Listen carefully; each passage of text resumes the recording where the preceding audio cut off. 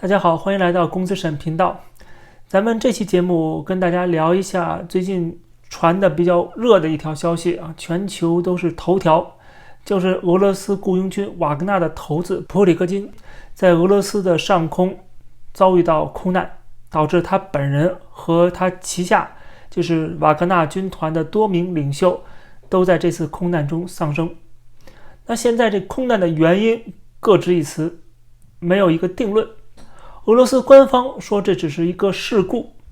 但是外界很多人认为这是普京干的，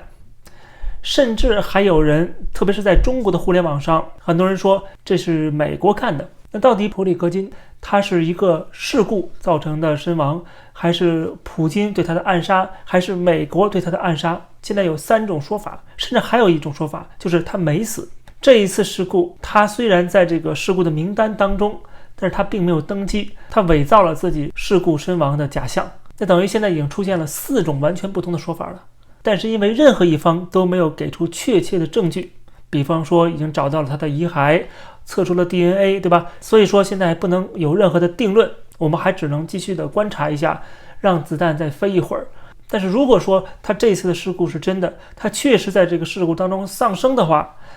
很多人觉得这个普里戈金太没有政治智慧了。你曾经率领瓦格纳军团对普京进行了反叛的动作，对吧？然后要钱、要权、要人、要武器，一转脸你投降了，或者说你妥协了，等于这次反叛虎头蛇尾。那么普京一定要做掉你，一定要报复，对吧？这个是很多人的说法，觉得混了这么多年，做到这样的一个地位，而且又这么了解普京，怎么可能没有想到他的后果呢？虽然有这样的看法，但是我觉得如果站在他的角度，或者是真正身临其境那个环境下，其实大家没有这么想。怎么说呢？就是普里戈金他曾经的那个反叛，他的理由是清君侧，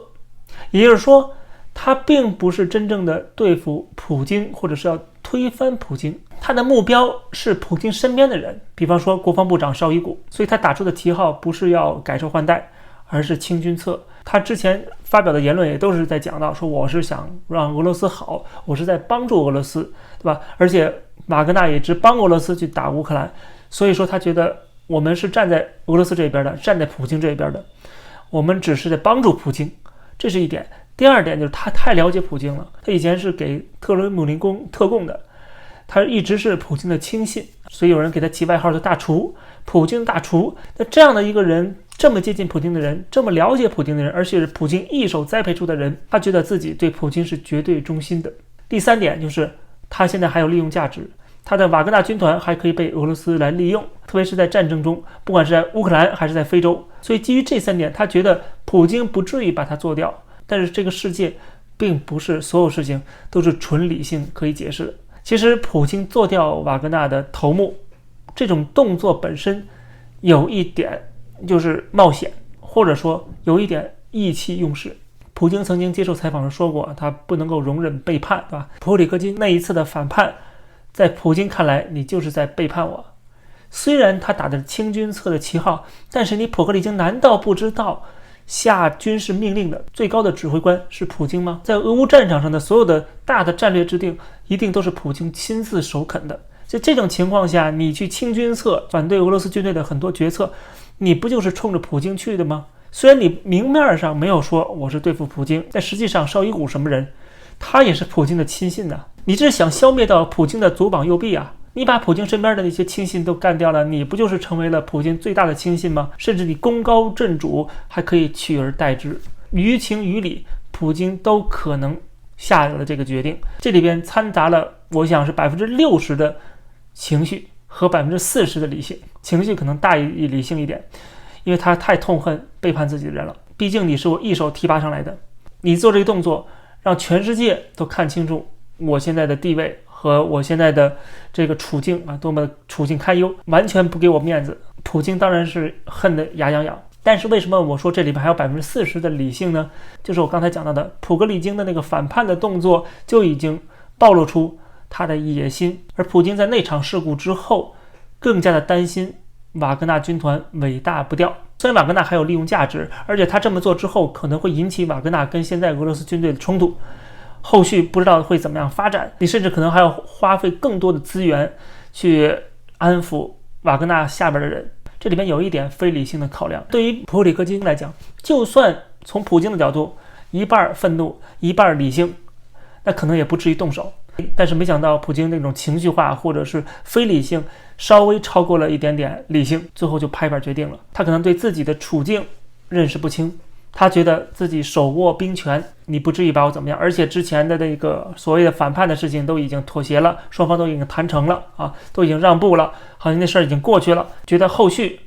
站在普京的立场上更需要他的帮助，而不是干掉他。但是没想到普京这么记仇。但是从这场所谓的意外当中也可以看到普京大势已去，所以我看到有外媒说这是俄罗斯版的林彪出逃事件。林彪是当时毛泽东在文革之后的第二把手，也是他的接班人，没想到双方产生了冲突，双方的不信任感加深。林彪觉得毛泽东会对他不利，所以说要先下手为强，准备了武器攻城，暗杀毛泽东。毛泽东也意识到这一点，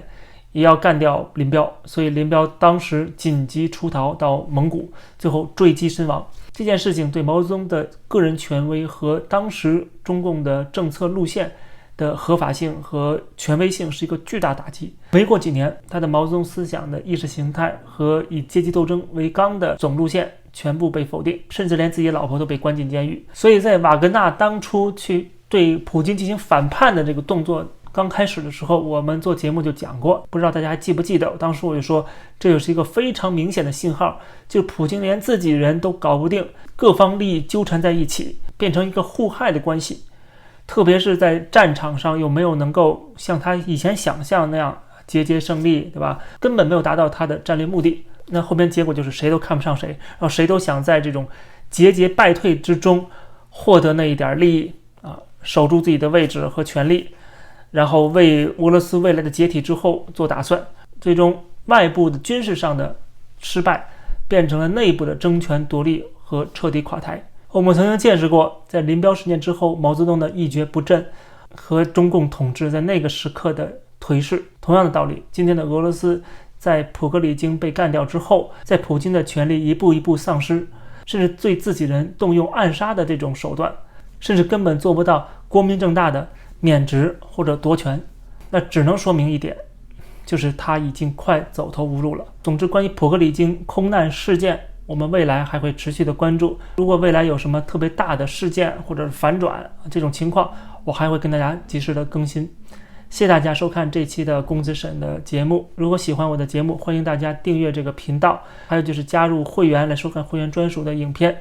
谢谢大家，我们下期公子视频再见。